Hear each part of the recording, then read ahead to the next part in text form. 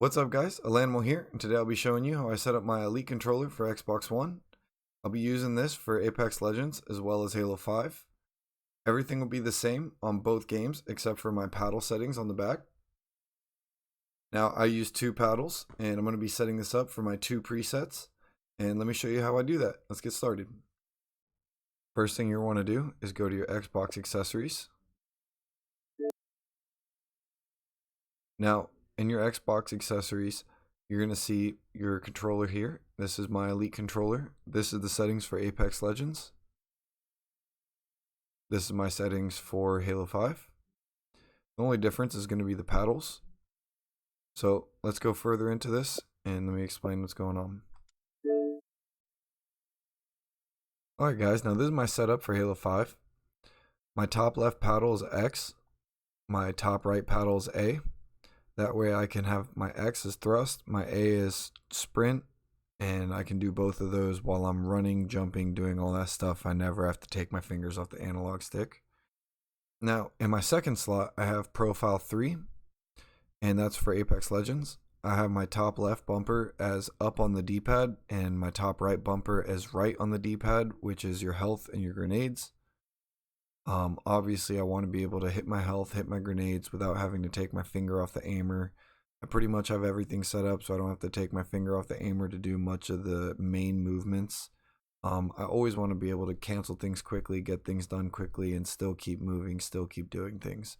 So taking fingers off my movement and taking fingers off my aim, obviously that's a bad idea. So that's why I set that up this way.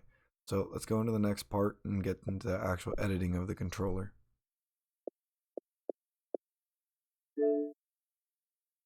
Now, the first thing I'm going to do, since I already explained mapping, is I'm going to go to my left stick.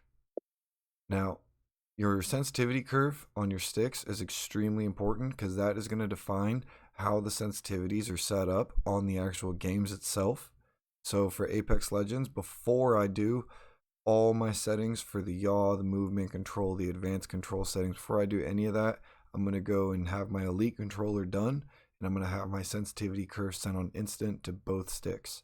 So you're going to have sensitivity curve instant, your curve adjustment right in the middle, and use radial calculation is on. I always use radial calculations. Now my right stick, exactly the same. Sensitivity curve instant, curve adjustment right in the middle, radial calculations is on. Move on to the triggers because this is probably the most important part. Now, triggers I have set up the same way on Apex and Halo 5.